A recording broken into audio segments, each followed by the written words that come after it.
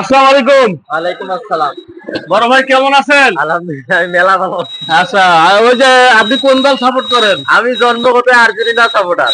Argentina supporter. তো কেন? আমার আর্জেন্টিনার খেলা ভালো লাগে, বিশ্বের সাথে মেসি খেলা ভালো লাগে, কিন্তু ঠকে গেল যে। তাতে কোনো আমার আফসোস নাই। আফসোস নাই? না, কারণ একজন মুসলিম কান্ট্রি বিশ্বকাপ পাইছি, তাই এতে আমি অনেক খুশি। গ্লাস ভাঙেন না ভাই মানুষের। ধন্যবাদ আপনাকে। আরেক ভাইয়ের সাথে এই ছেলে, এই ভাই পাইলে হবে না, আসো ভাই।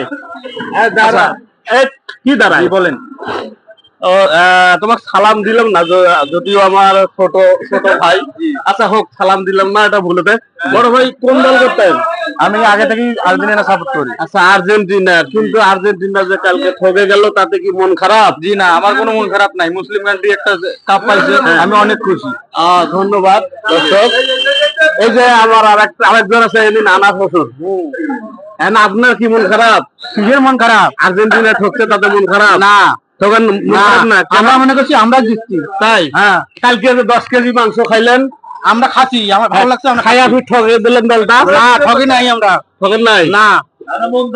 ঠিক আছে দর্শক, এই যে আরো দুই ভাই আছে, এদিকে এসো, এদিকে বড় ভাই আসসালামু আলাইকুম। ওয়ালাইকুম আসসালাম। আচ্ছা, ছোট ভাই তুমি না? ছোট ভাই কোন দল করতেন? আমি হ্যাঁ, স্পেন। স্পেন। মানে জিতছে জন্য স্পেন। আর আগে কি করতেন? আগে স্পেন। উনি আগে থেকেও স্পেন, এখনো স্পেন। যাই হোক, জিতছে এখন। দর্শক, উনি আর কি ভালো দলের মধ্যে আছে, যে জিতছে তার দলে আছে।